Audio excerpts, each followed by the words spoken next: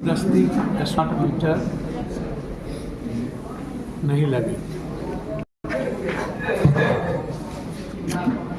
तो जवाब मंत्रालय के द्वारा हमें दिया। ये हमारे लिए पूरे बिहार का मुद्दा है।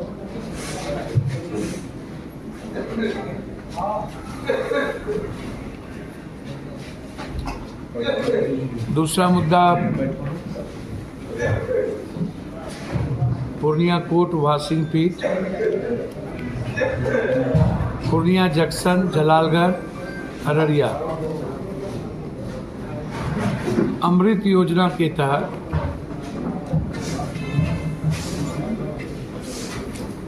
बनमनखी, पूर्णिया कोर्ट,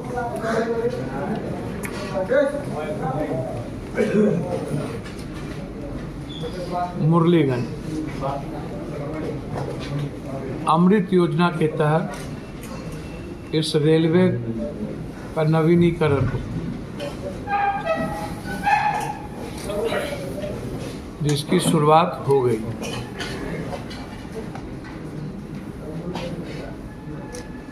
हमारा सपना है कोसी सीमांचल में एक DRM कार्यालय, इधर कटिहार उधर सहरसा।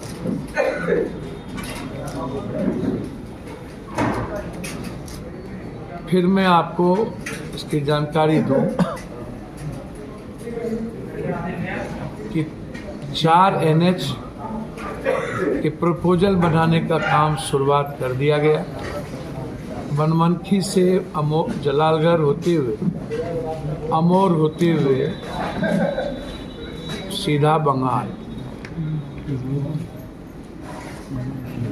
कुर्सेला से पोठिया, फलका, सरसी, रानीगंज होते हुए जोगबनी NH,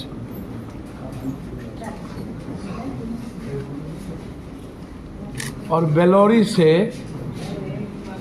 सीधा मालदा NH। ये 3 महत्वपूर्ण NH की चिट्ठी माननीय गडकरी जी ने स्वीकृति देते हुए इस DPR बनाने का आदेश दे दिया गया।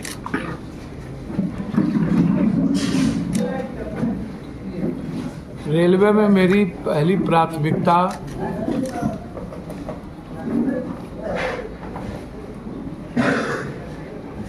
जलालगढ़, किशनगंज और जलालगढ़ बनमनखी, कुर्सेला, बिहारी, ये 2 परियोजना हमारी सबसे महत्वपूर्ण है। जलालगढ़ के कार्य शुरू हो गए, जमीन नापी का कार्य भी शुरू हो गया। कुर्सेला के जमीन नापी का कार्य पहले ही शुरू हो गई थी।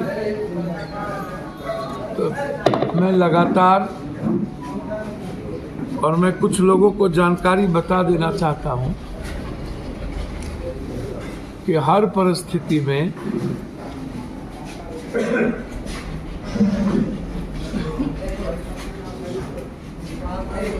जो हमारी बातचीत हुई, टेंडर निकाल दिए गए।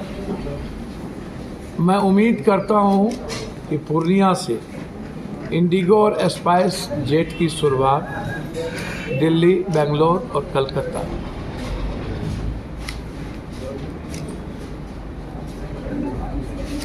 और हम लगे हुए हैं कि यहाँ से बम्बई की भी शुरुआत एक साथ। अभी तत्काल दिल्ली, बम्बई, कलकत्ता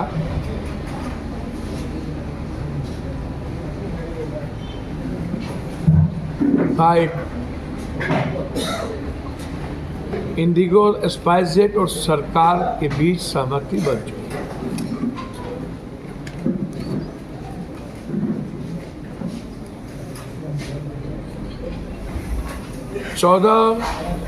मकर संक्रांति के बाद शिलान्यास की प्रक्रिया और मई से अगस्त सितंबर के अंदर उड़ान की प्रक्रिया, ये दोनों हमारी प्राथमिकता है। प्राथमिकता।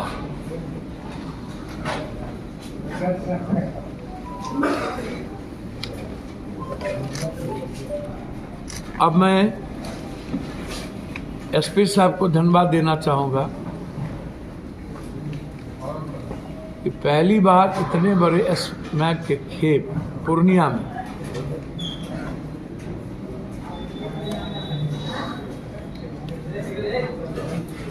जिस तरीके से मैं लगातार नशा मुक्त मुद्दों को लेकर के चल रहे, आज जहर बन चुका है हर घर के युवाओं के लिए। उसी प्रक्रिया में बरसोनी कोचली के महावीर प्रसाद विश्वास के पुत्र रौनक विश्वास, ये कौन है? इसका टेलीफोन नंबर की जांच, किस किस जनप्रतिनिधि से इसका की वार्ता होती है, हम एसपी साहब से आग्रह करेंगे कि ये छोटी मछली है, स्मैक के मामले में बड़ी मछली को किसी कीमत पर पकड़ा जाए। इसमें कई जनप्रतिनिधि भी इन्वॉल्व हैं। 2 महीने का उनका कॉल डिटेल और उनका सीसीटीवी फुटेज और उनके मोबाइल का लोकेशन, कब कब किस किस जनप्रतिनिधि के यहाँ बैठे हैं, मिले हैं और कितने बार जनप्रतिनिधि और उसके परिवार के भाई भतीजा के साथ बातचीत हुई। ये जनप्रतिनिधि कौन है, कौन लोग?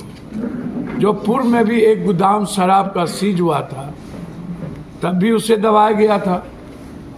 और फिर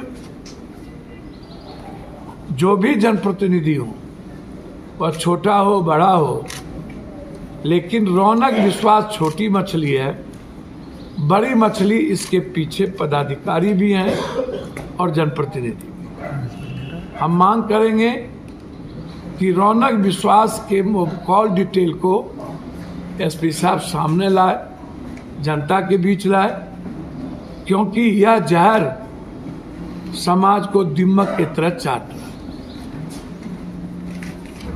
अब मैं एक नेशनल पॉलिटिक्स पे बात करना चाहूँगा। उसमें मैं बार बार एक सवाल कह रहा हूं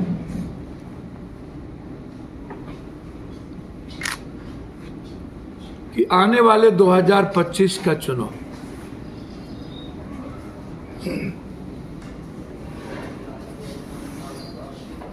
गठबंधन के तहत ही हो, लेकिन मेरा मानना है यदि आप बिहार को एक मजबूत सरकार देना चाहते हैं और आप लंबे समय से ऐसे गठबंधन को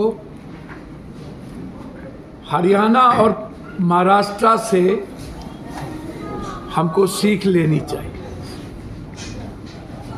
जो लोग हरियाणा और महाराष्ट्र से अभी भी सीख नहीं ले रहे,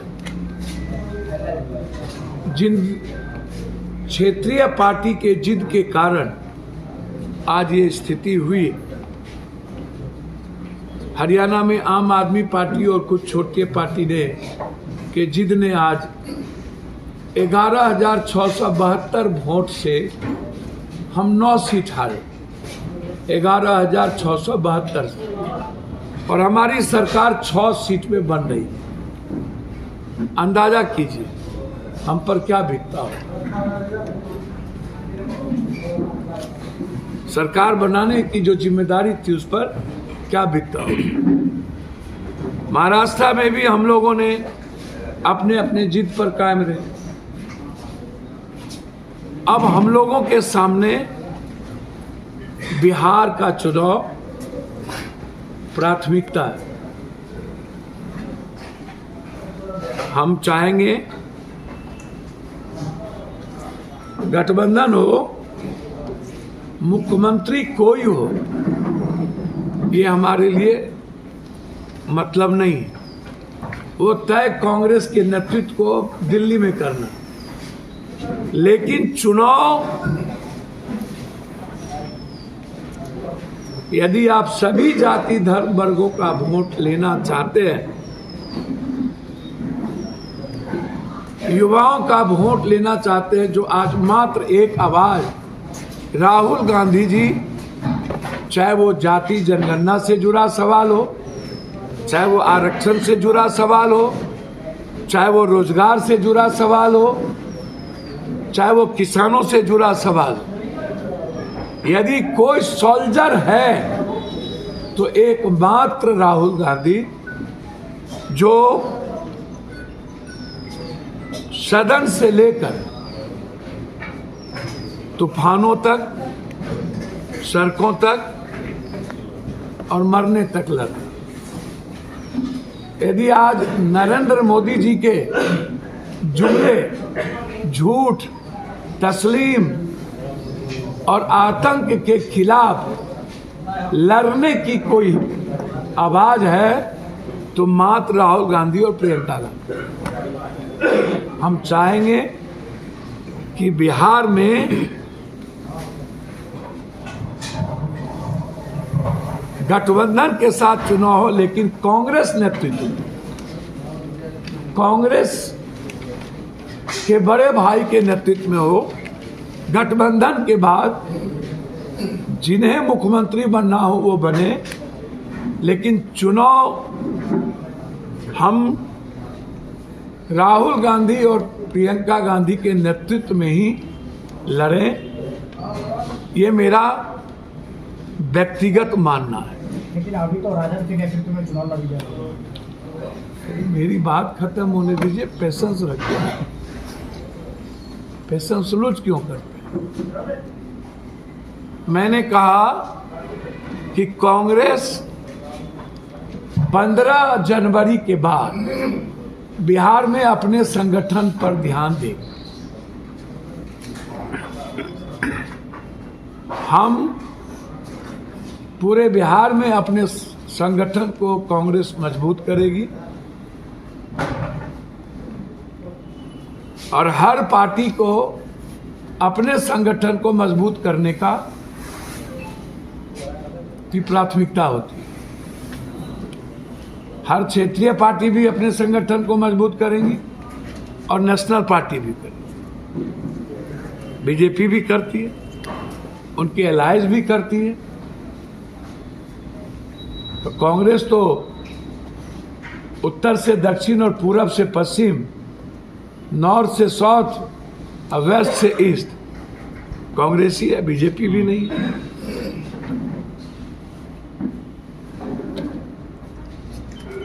मेरा मानना है यदि हम लोग सरकार में हिस्सेदार हुए और हम सरकार बनाने में कांग्रेस नेतृत्व में कायम रहे, तो जो राहुल गांधी जी की सबसे पहली प्राथमिकता छात्र छात्रों पर जो बिहार में और देश में जुल्म हो रहे हैं, जिसको लगातार पप्पू यादव सदन में कल भी उठाए मामले, यूपीएससी, बीपीएससी, एसएससी के पेपर का लीक, ये और नालंदा एक शहर जालिम और जुल्म का केंद्र बिंदु बन गया। जितने पेपर लीक आउट हो रहे हैं उसमें नालंदा केंद्र बिंदु। नालंदा परसों का भी एग्जामिनेशन में ताला लगा दिया गया, भीतर में बच्चों को क्वेश्चन पेपर नहीं दिए गए। जिन्हें माफिया ने सेंटर बेचा, जिस टीचर की भूमिका लगाई, उसी को आंसर लिखाए गए। हमारे प्रतिभावान बच्चे वंचित रह गए। लगातार पेपर लीक और बच्चों पर जुल्म।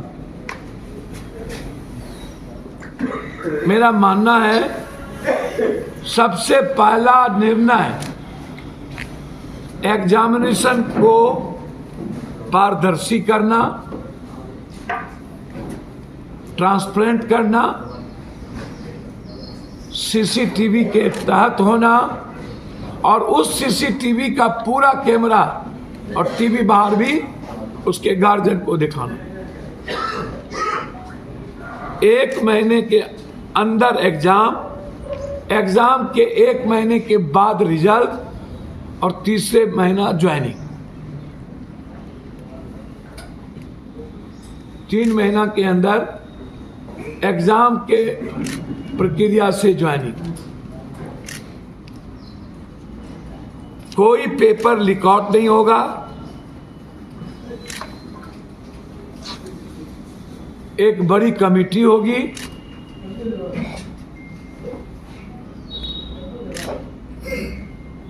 और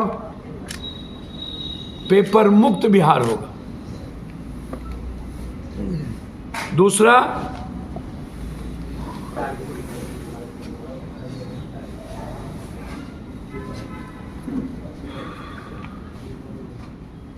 नियोजित और संविदा को 6 महीने के अंदर कोई भी एग्जामिनेशन नियोजित और संविदा पे नहीं हो, के लिए नहीं हो, हर कीमत। ये लगातार सदन में हम लोग इस मामले को उठाते। तीसरा,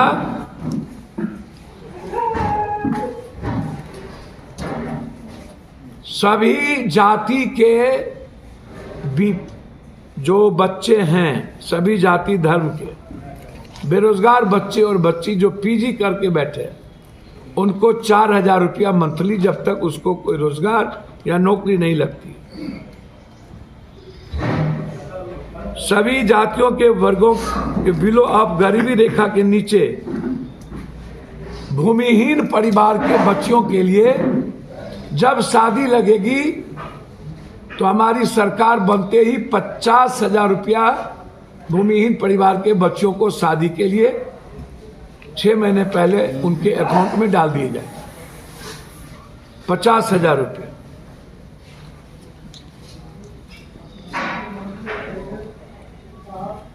ब्लॉक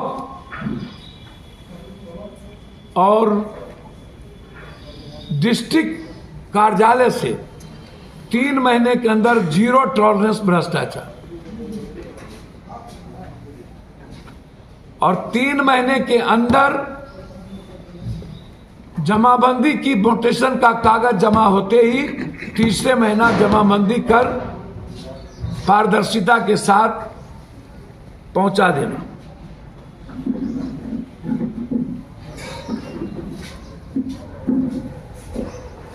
बड़ी प्राथमिकता किसानों को लेकर जो कोऑपरेटिव खत्म किया गया है, उस कोऑपरेटिव को 6 महीने के अंदर पुनर्जीवित करेंगे, और खाद और बीज किसान को बाजार से नहीं मिलेगा। पंचायत में सरकार कोऑपरेटिव के द्वारा खाद और बीज देगी, किसान को बाजार नहीं जाने दिया,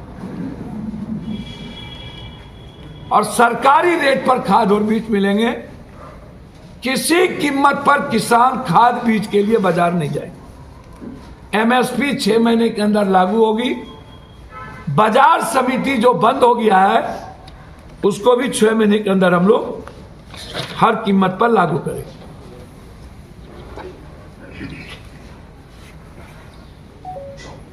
एक इंपॉर्टेंट जो लगातार जहां कांग्रेस की सरकार है और हमारा है कि उड़ीसा के तर्ज पर 1 बीघा से नीचे कट्ठे में जिसको जमीन है, उस बीपीएल परिवार को 1 महीने का राशन, दाल, आटा, चावल, रिफाइंड और जलावन 31-30 तारीख को उसके घर पहुंच जाए। जैसे उड़ीसा में जब तक बीजू दादा और नवीन पटनायक जी रहे, 30 तारीख को राशन पहुंच जाता। बिहार में भी हर परिवार को राशन पहुंच जाए। छात्रवृत्ति जो बंद हो गई है, इंटर तक और स्कॉलर ये दोनों चालू किए जाए। कैंसर, किडनी, हार्ट और जांच, ये हर कीमत पर जिस भी जाति की गरीब होगी उसको फ्री होगा, बिल्कुल फ्री, 1 रुपया नहीं लगेगा। हर पंचायत में एक एम्बुलेंस सरकार की तरफ से।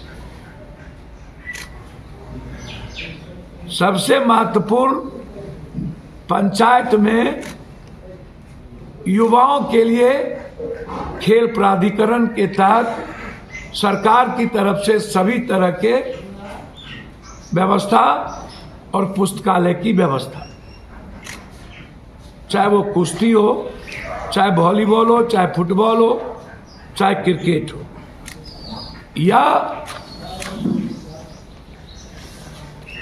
हम लोगों ने बेरोजगारी भत्ता जो सबसे महत्वपूर्ण है, पीजी करने वाले बच्चे और बच्चियों को जब तक हम नौकरी नहीं देंगे तब तक 4 से 6 हजार रुपया और हर महीने 1 बीघा से नीचे बिलो पॉवर्टी लाइन को राशन हर कीमत पर, बेटियों की शादी के लिए 50,000 रुपया, जो बिल्कुल भूमिहीन है, रिक्शा वाला, टमटम वाला, ठेला वाला भी उसमें आएगा।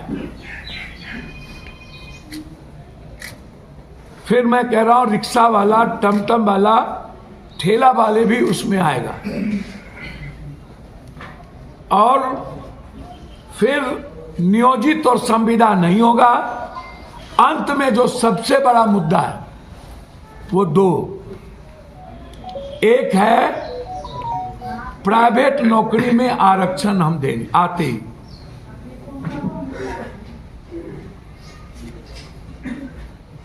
और सभी तरह के ठेकेदारी में